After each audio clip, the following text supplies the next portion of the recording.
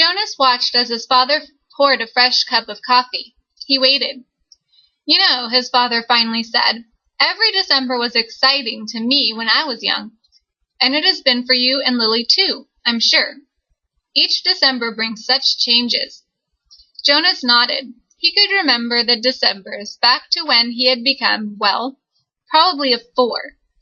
The earlier ones were lost to him, but he observed them each year, and he remembered Lily's earliest Decembers.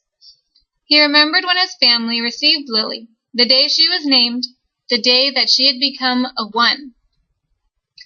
The ceremony for the 1s was always noisy and fun. Each December, all the new children born in the previous year turned 1 at a time. There were always 50 in each year's group, if none had been released. They had been brought to the stage by the nurturers who had cared for them since birth. Some were already walking, wobbly on their unsteady legs. Others were no more than a few days old, wrapped in blankets, held by their nurturers. "I enjoy the naming," Jonas said. His mother agreed, smiling. "The year we got Lily, we knew, of course, that we'd receive our female, because we'd made our application and been approved. But I'd been wondering what her name would be.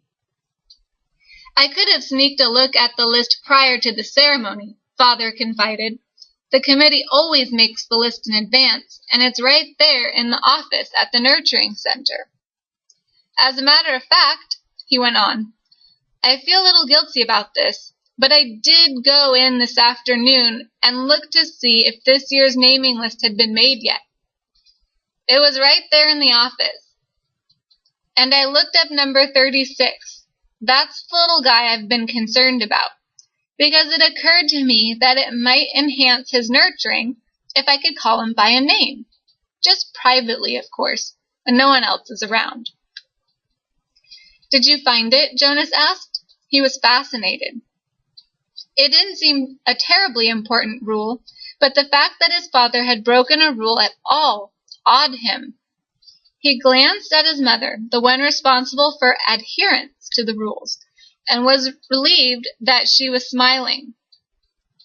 His father nodded. "His name, if he makes it to the naming, without being released, of course, is to be Gabriel. So I whisper that to him when I feed him, every 4 hours, and during exercise and playtime, if no one can hear me. I call him Gabe, actually," he said, and grinned. Gabe. Jonas tried it out. A good name, he decided.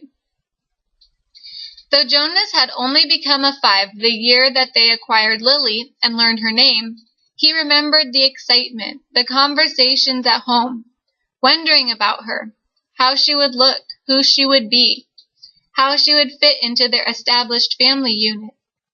He remembered climbing the steps to the stage with his parents, his father by his side that year, instead of with the nurturers, since it was the year that he would be given a new child of his own. He remembered his mother taking the new child, his sister, into her arms, while the document was read to the assembled family unit. New child 23, the namer had read. Lily. He remembered his father's look of delight, and that his father had whispered, "She's one of my favorites. I was hoping for her to be the one." The crowd had clapped, and Jonas had grinned. He liked his sister's name. Lily, barely awake, had waved her small fist. Then they had stepped down to make room for the next family unit. "When I was in 11, his father said now, as you are, Jonas, I was very impatient, waiting for the ceremony of 12. It's a long 2 days. I remember that I enjoyed the ones, as I always do, but that I didn't pay much attention to the other ceremonies except for my sister's. She became a 9 that year, and got her bicycle. I'd been teaching her to ride mine, even though technically I wasn't supposed to." Jonas laughed. It was one of the few rules that was not taken very seriously, and was almost always broken. The children all received their bicycles at 9. They were not allowed to ride bicycles before then, but almost always the older brothers and sisters had secretly taught the younger ones. Jonas had been thinking already about teaching Lily. There was talk about changing the rule and giving the bicycles at an earlier age. A committee was studying the idea.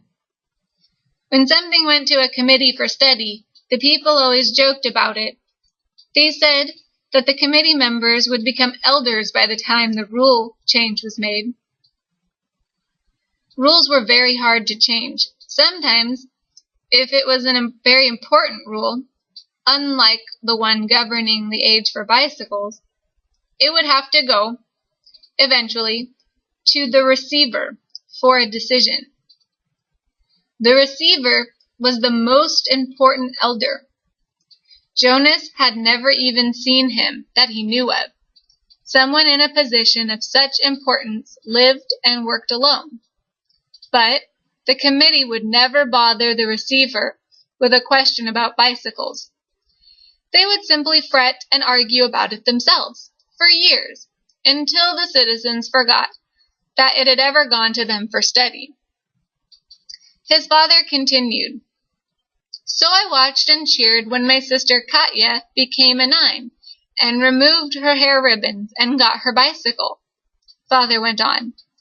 "Then I didn't pay much attention to the 10s and 11s. And finally, at the end of the second day, which seemed to go on forever, it was my turn. It was the ceremony of 12.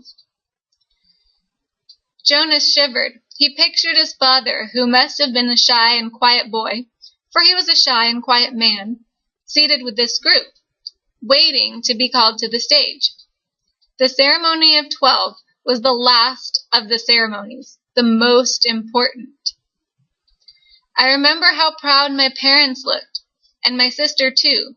Even though she wanted to be out riding the bicycle publicly, she stopped fidgeting and was very still and attentive when my turn came.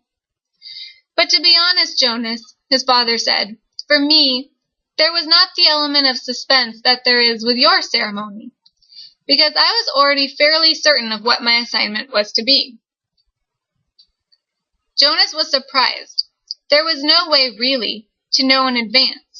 It was a secret selection made by the leaders of the community, the committee of elders, who took the responsibility so seriously that there were never even any jokes made about assignments. His mother seemed surprised too. "How could you have known?" she asked. His father smiled his gentle smile. "Well, it was clear to me, and my parents later confessed that it had been obvious to them too, what my aptitude was. I had always loved the new children more than anything. When my friends in my age group were holding bicycle races, or building toy vehicles, or bridges with their construction sets, or all the things I do with my friends," Jonas pointed out. His mother nodded in agreement. "I always participated, of course, because as children we must experience all of those things, and I studied hard in school, as you do, Jonas. But again and again during free time, I found myself drawn to the new children. I spent almost all of my volunteer hours helping in the nurturing center. Of course, the elders knew that from their observation." Jonas nodded. During the past year, he had been aware of the increasing level of observation. In school, at recreation time, and during volunteer hours, he had noticed the elders watching him and the other 11s. He had seen them taking notes. He knew, too, that the elders were meeting for long hours with all of the instructors that he and the other 11s had had during their years of school. So I expected it, and I was pleased, but not at all surprised when my assignment was announced as nurturer, my father explained. Did everyone applaud even though they weren't surprised?" Jonas asked. "Oh, of course, they were happy for me that my assignment was what I wanted most. I felt very fortunate." His father smiled. Were any of the 11s disappointed your year? Jonas asked. Unlike his father, he had no idea what his assignment would be, but he knew that some would disappoint him. Though he respected his father's work, nurture would not be his wish, and he didn't envy laborers at all.